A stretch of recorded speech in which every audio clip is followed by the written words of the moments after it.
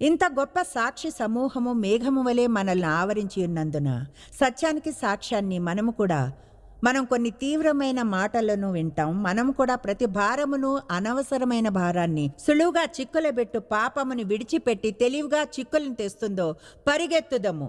చెప్పండి, పరిగెత్తుదము. విశ్వాసమునకు కర్తయు దాన్ని కొనసాగించువాడునైన యేసు వైపు చూచూచు మన ఎదుట ఉంచబడిన పందెములో ఓపికతో పరిగెత్తుదుము. అందరం పరిగెత్తడానికో పరుగు ఉంటుంది. నాదేమిటి అన్నదానికి అది తప్పనిసరి. ప్రతి పరుగు పరిచర్య పదవి పరుగే కాదు. అందరికీ ఒక పరుగు ఉంటుంది. మీ పరుగు నలుగురు గొప్ప అద్భుతమైన పిల్లలను పెంచడమేమో,